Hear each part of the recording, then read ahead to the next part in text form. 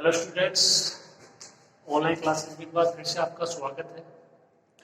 चलिए, तो जो इससे पहले वाली क्लास में अपना क्वेश्चन रह गया था उसको आज कंप्लीट कर लेते हैं। एक पार्ट उसका आपको पूरा करवा दिया था कि फलन f है वो अंतराल ab में रीमान समाकलनीय है, तो फलन f का मापांक भी ab में रीमान समाकलनीय होगा। अब उसका दूसरा पार्ट ये था कि जो इसका विलोम है वो सदैव सत्य हो, ये कोई आवश्यक नहीं। ठीक है, तो देखिए इसको प्रूव करते हैं।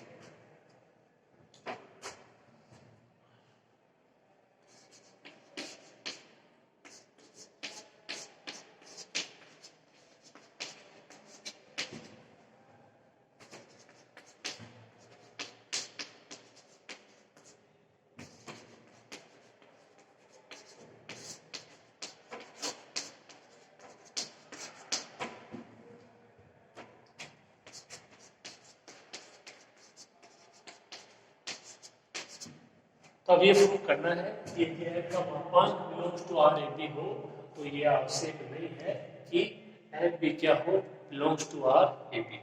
ठीक है, विपरीत हो गया इसका। देखिए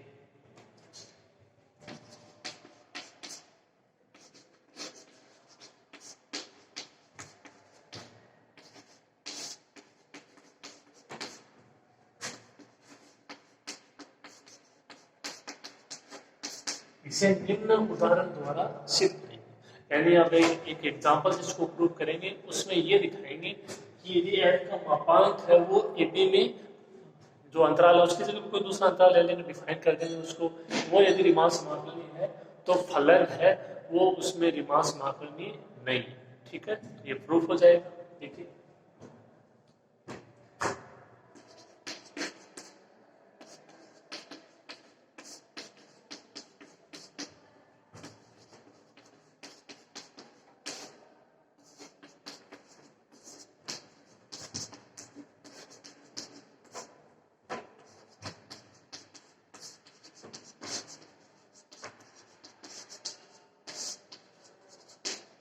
एक फलन f(x) है वो कोई अंतराल ले लिया अपने 0 1 में निम्न प्रकार परिभाषित है।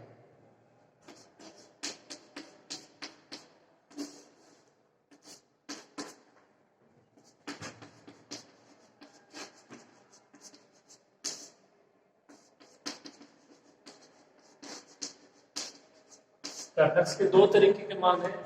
f(x) का मान है 1 जब x परिमेय और f(x) का मान है -1 जब आपका x है वो f है। परिमेय अपरिमेय इस तरीके के मान की कंडीशन पहले आ चुकी है एग्जांपल में, आपको इसमें यहाँ पे ज्यादा दिक्कत नहीं होने वाली है। ठीक है, देखिए अब यहाँ पे ये अपन ने कोई एग्जांपल सेटअप कर लिया है। अब यहाँ पे आपको ये दिखाना है कि f का मापांक तो जो आपका ए बी है यानी 0 1 में रीमान समाकलनीय है और f है वो 0 1 में रीमान समाकलनीय नहीं है।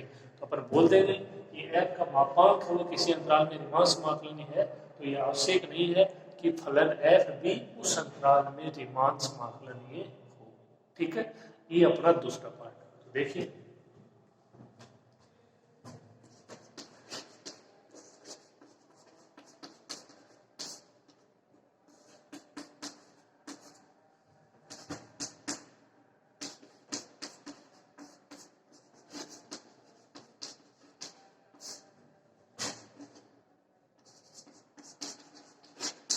देखिए ये कोई अंतराल है 0 1 और इसका कोई अपने विभाजन ले लिया p।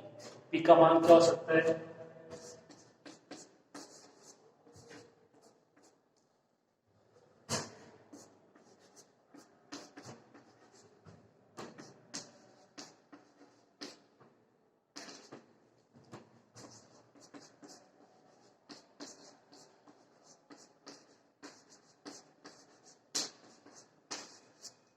n उप अंतरालों में इसको विभाजित कर दिया।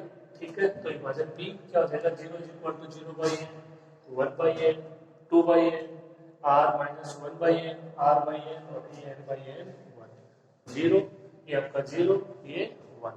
ठीक है, इस की कंडीशन अपन बहुत बार लिख चुके हैं, तो ये बताने की जरूरत नहीं इसको किस प्रकार से लिखना है।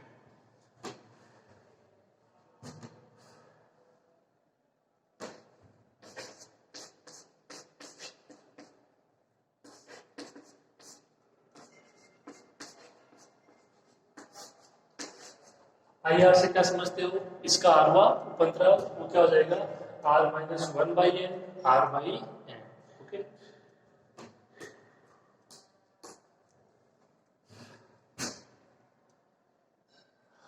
यहां तक लिखिए, आप याद करते हैं।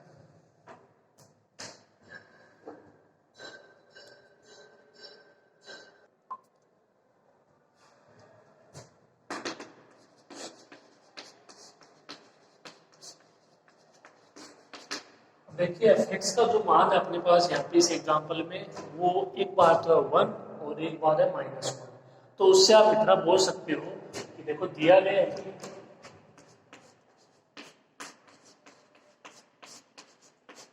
Minus one less than equal to F X less than equal to one, तो बराबर ही हो जाएगा, इससे बड़ा इससे छोटा, यानी एफ एक्स का मान है वो माइनस एक और एक के बीच में है और उनके बराबर भी हो सकता है। ठीक है, तो ये इस तरीके से आप इसको समझ सकते हो।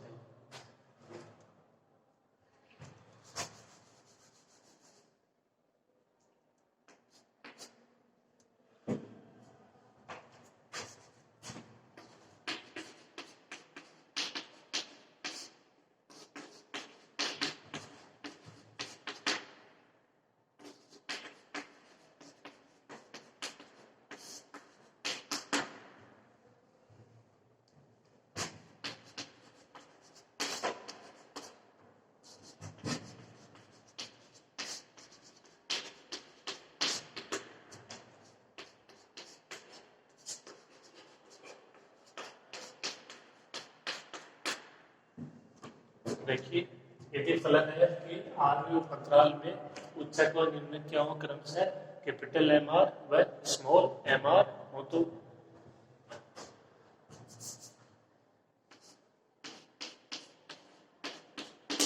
आपको कैपिटल एम आर है उसका तो मान हो जाएगा वन, और जो स्मॉल एम आर है उसका मान कितना हो जाएगा माइनस वन। ठीक है, यहाँ से साफ है, आपको पता चल गया। फिर देखिए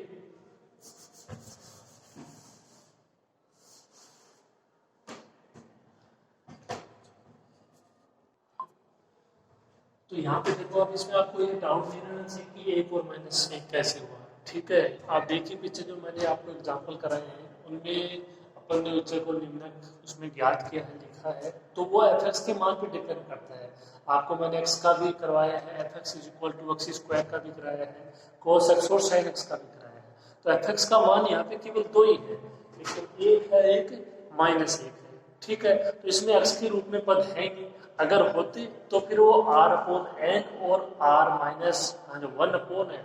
तो स्टार्टिंग के दो एग्जांपल आप उसमें देखिए, एक F X is equal to X के लिए है, एक F X is equal to X square के लिए। अगर एक्स के रूप में मान होता तो वहां से हो जाता, वो चाहे आर अपॉन एन हो, आर अपॉन एन का स्क्वायर हो, क्यूब हो, कुछ भी हो, वो एक्स स्क्वायर एक्स क्यूब उस प्रकार डिपेंड करता है जब आपका एफ एक्स का मान दिया गया हो। लेकिन यहाँ पे एफ एक्स के केवल दो ही मान है, वन और माइनस वन, तो एक उच्चक हो जाएगा और एक कोई निम्नक हो जाएगा। ठीक है, वो आर के रूप में परिभाषित नहीं हो पाएगा, तो इसमें कोई डाउट आपके नहीं होना चाहिए। ठीक है, ये उच्चक हो गया और ये निम्नक। अब देखिए आगे,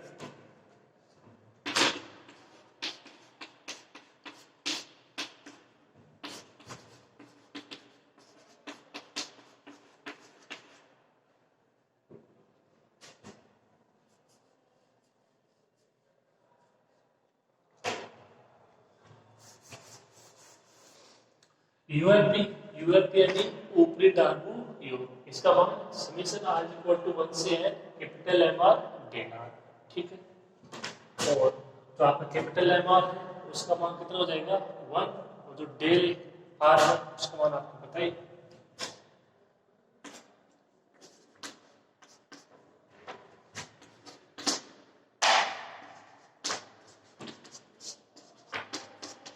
तो डेल आर का मान यहाँ पे क्या होगा वन अपॉन, ये आप अच्छे से जानते हो।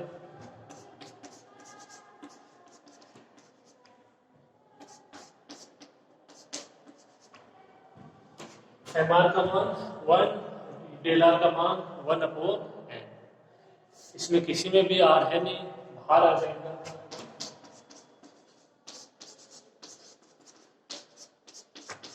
ये आपको मैं बहुत बार बता चुका हूँ, एक को 2 बार जोड़ोगे 2 आएगा, आप 3 बार जोड़ोगे 3 आएगा, n बार जोड़ोगे n आएगा, और ये कंडीशन पहले भी आ चुकी है।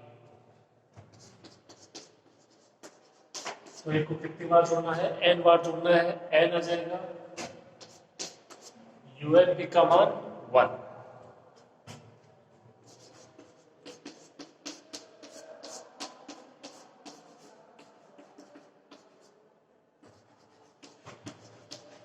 ये LFP का मान समीशन r इक्वल टू 1 से स्मॉल m और डेटा। स्मॉल m1 का मान -1, यहाँ पे थोड़ा सा चेंज रहेगा, मतलब आप देख सकते हो एक की जगह क्या मान आ जाएगा, -1।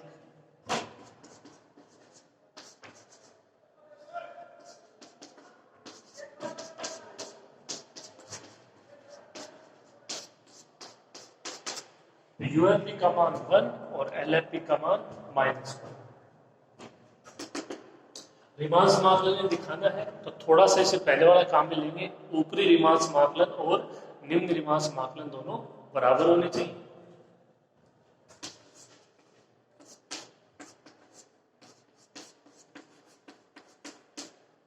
ऊपरी रिमांस समाकलन से समाकलन 0 से 1 बार fx dx, इसका मान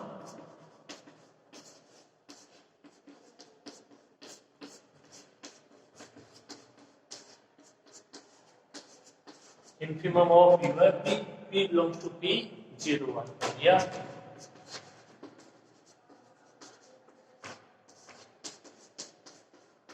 limit n tends to infinity UFP।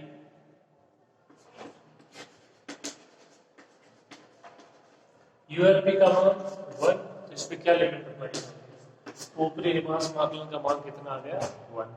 इसी प्रकार जो आपका निम्न रिमांस समाकलन है उसका मान कितना आ जाएगा -1, दोनों बराबर नहीं है। ठीक है, आप यहां तक लिखो इसको।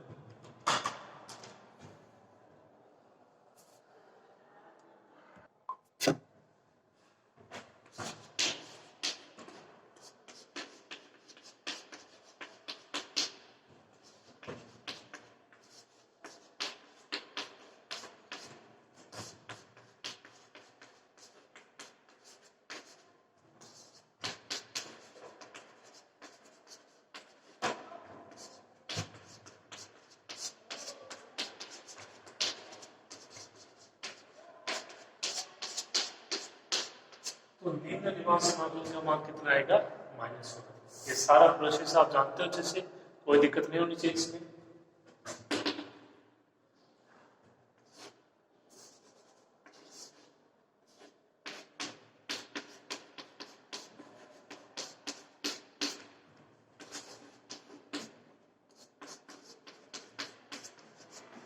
इसका मतलब समाकलन 0 से 1 बार fx dx not equal to समाकलन 0 बार 1 fx dx। निम्न रिमांस समाकलन और ऊपरी रिमांस समाकलन है वो बराबर नहीं। ठीक है, तो इसका मतलब जो फलन f है वो इस अंतराल में 0 इसमें 1 में रिमांस समाकलन ये नहीं है। ओके, अब बात कर लेते हैं फलन f के मापांक की।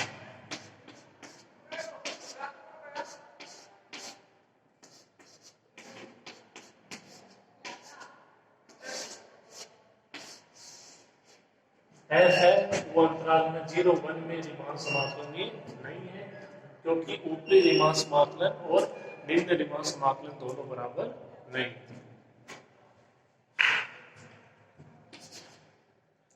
अब देखिए, आप जो fx के मान आपको दिए गए उनकी तरफ देखिए, एक मान है 1, एक मान है -1।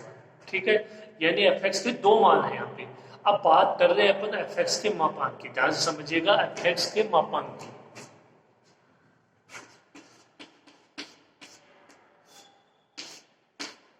fx का मापांक, एक का मापांक करोगे एक ही रहेगा, और -1 का मापांक करोगे तब भी एक ही आएगा। यानी fx का केवल एक ही मान होगा, fx के मापांक का केवल एक ही मान होगा 1, और जबकि fx के कितने मान थे 2, 1 और -1। तो दूसरा मान था -1, उसका मापांक करोगे तब भी क्या आएगा 1 ही आएगा। तो ओवरऑल ये बोल सकते हो कि जो आपका fx का मापांक है उसका मान क्या रहेगा 1 रहेगा। ठीक है,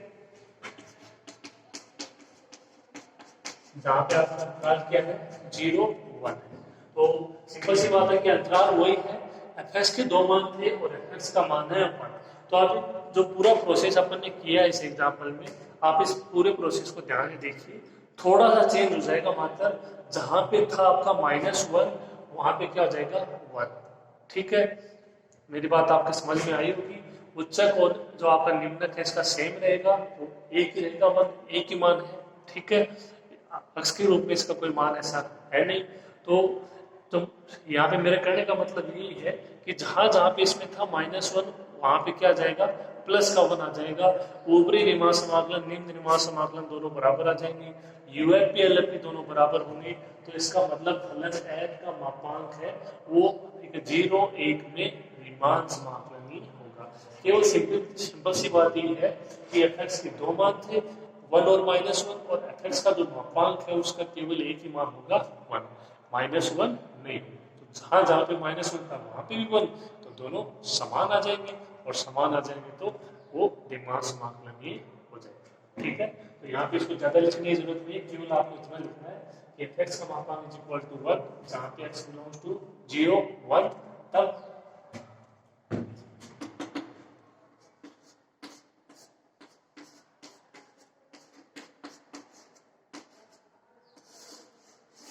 ये डिस्कस निकलेगा कि f का मापांक बिलोंग्स टू R0 1। तो यदि कोई फलन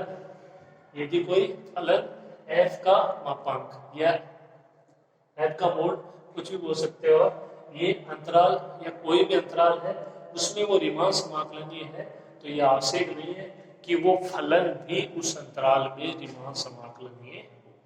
ये इसका दूसरा पार्ट। ओके,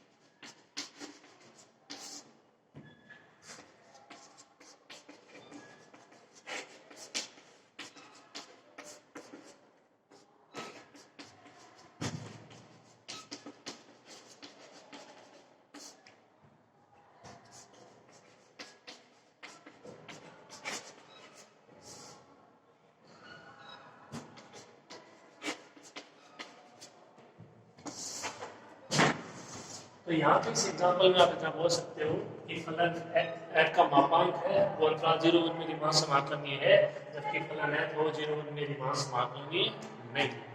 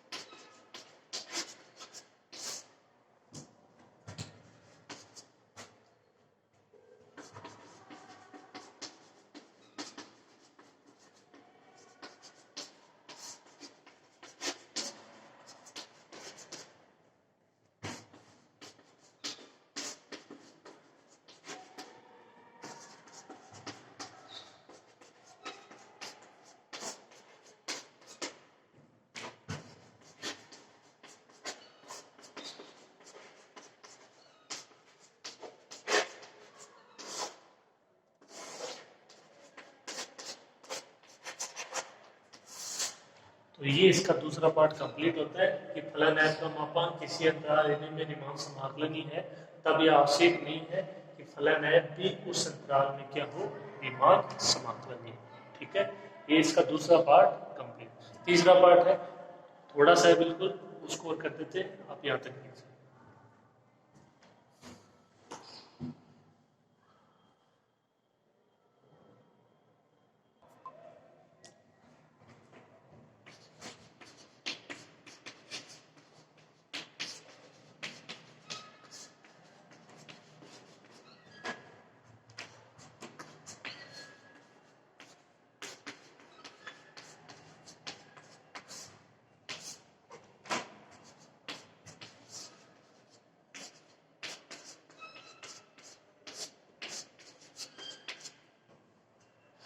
देखिए अप्रूव करना आपको समाकलन ए से B F X D X का होल मापांक लेस देन इक्वल टू समाकलन ए से बी एफ एक्स का मापांक इनटू डी एक्स। ठीक है, देखिए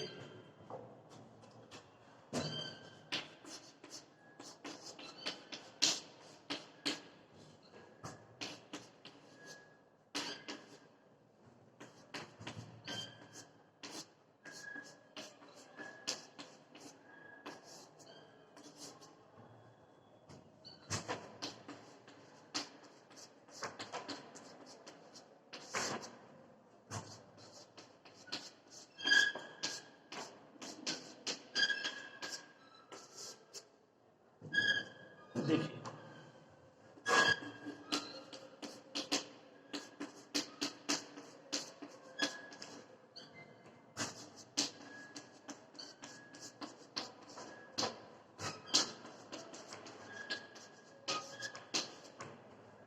देखिए दो फलन डिफाइन करने हैं आपको f1x और f2x। देखिए f जो आपका 1x है उसका मान क्या है 1/2 fx का मापांक प्लस fx, और जो f2x है वो 1/2 fx का मापांक माइनस fx, यानी एक में प्लस है एक में माइनस है। यानी देखिए सिंपल सी बात ये है कि यहाँ पे थोड़ा सा आपको ये याद रखना है कि fx को जो फलन fx है उसको दो फलनों f1x और f2x के रूप में परिभाषित करना है।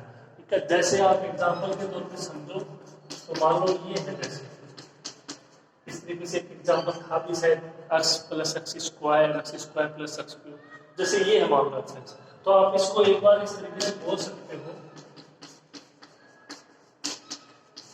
fx is equal to fx1 plus fx2, जहाँ पे fx1 का मान एक्स स्क्वायर हो जाएगा, fx2 का मान एक्स क्यूब हो जाएगा।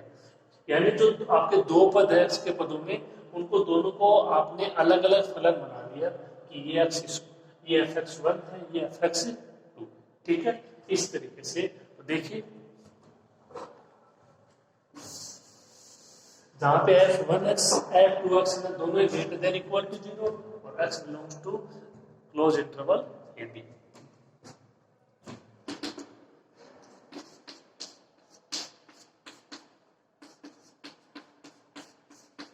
अब देखिए दोनों को ऐड करते हैं f1x प्लस f2x, तो इनको ऐड करोगे तो यहां से देखो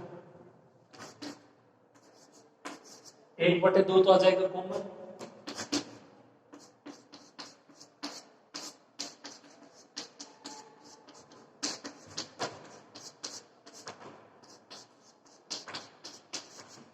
ये fx से fx कैंसिल, fx का मापांक प्लस fx का मापांक 2fx का मापांक और ये 2 से 2 कैंसिल, क्या बच जाएगा fx का मापांक।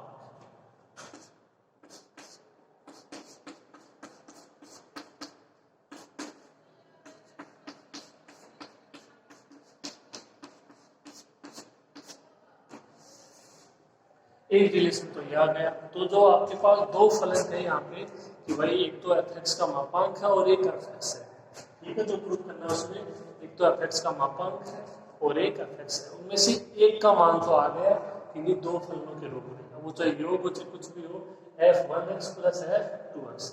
अब दूसरे का देख लेते हैं कि fx का मान किस तरीके से होगा।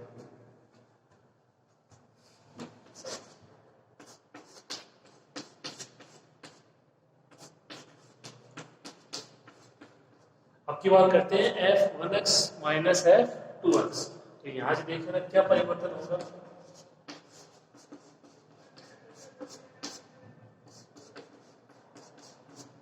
ये माइनस का हो जाएगा, ये प्लस का हो जाएगा।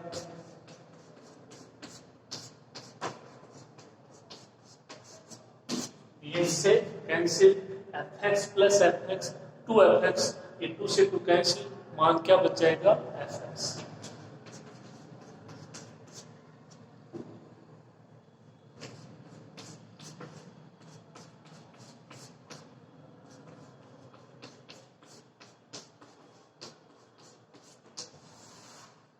तो फलन fx और फलन fx का मापांक, ठीक है, दोनों के मान आ गए f1x और f2x के रूप में।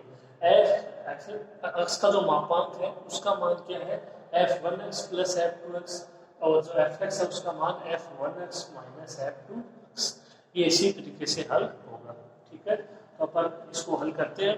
ठीक है, तो इसको हल करके ये माना जाता है, ये प्रूफ हो जाएगा। ठीक है, करो जाता है।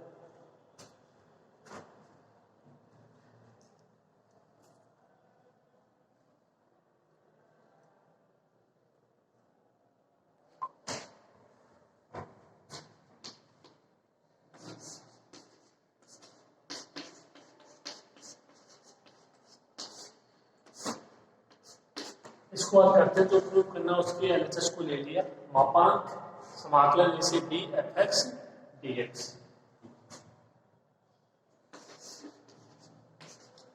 एफ एक्स का मान अभी अभी ज्ञात किया,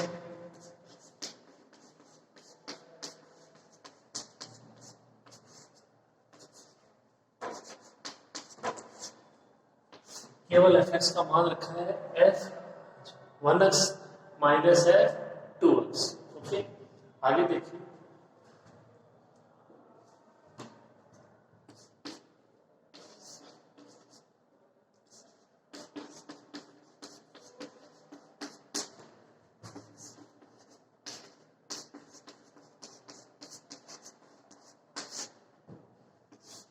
इनको अंदर मल्टीप्लाई कर दिया, एक बार क्या हो जाएगा, समाकलन से D F one x D x minus समाकलन से D F two x D x. Okay,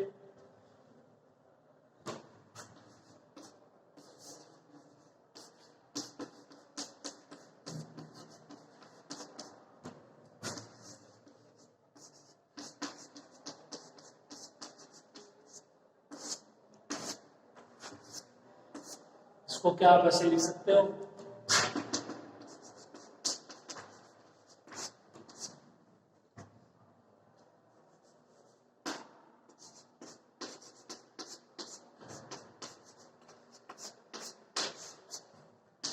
Z1 minus Z2 का मापांक less than equal to Z1 का मापांक प्लस Z2 का मापांक। ये Z1 माइनस ये Z2 का मापांक less than equal to Z1 का मापांक प्लस Z2 का मापांक।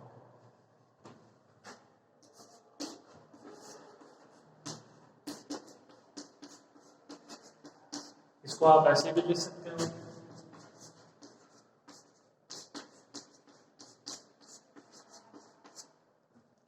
समाकलन ए से बी f1x dx प्लस समाकलन ए से बी f2x dx। इनका माइनस में मान आ जाता है किसी तरीके से, तब भी मान किस में रहेगा, प्लस में रहेगा, तो अपन ने प्लस में लिखा है।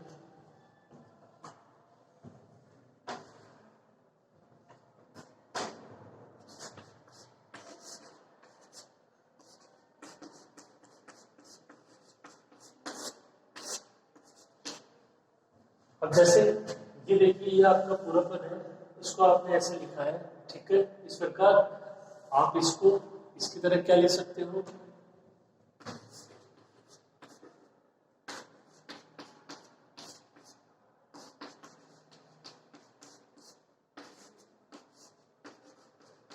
देखिए दोनों सेम पद है, ये भी दोनों सेम है, अंतर ये है माइनस की जगह प्लस। इसमें था भार मापांक, तो ये भार मापांक हो गया, इसमें मापांक है नहीं तो मापांक छोड़ दीजिए। ठीक है, कोई अंतर नहीं दोनों में, देखिए सेम कंडीशन है, यहाँ पे माइनस है प्लस है, तो यहाँ पे माइनस की जगह क्या आ गया, प्लस आ गया, बस। ओके, ये मान किसका है,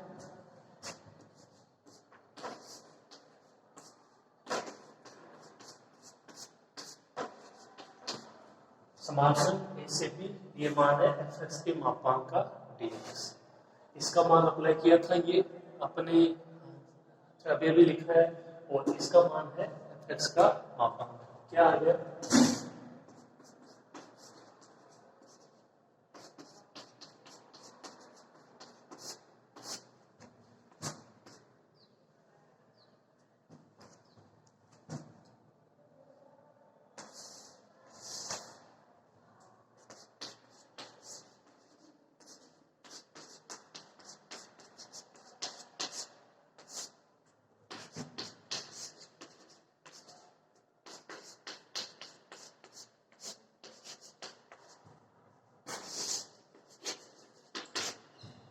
ये आपका तीसरा पार्ट।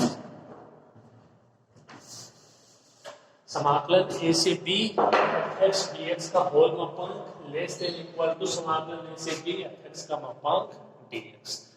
तो ये थ्योरम थी, 2 क्लासों में कंप्लीट हुई है, कुल इसके 3 पार्ट थे। ठीक से पढ़ना आप इसको। ओके, आज की क्लास में इतना ही, फिर मिलेंगे, धन्यवाद।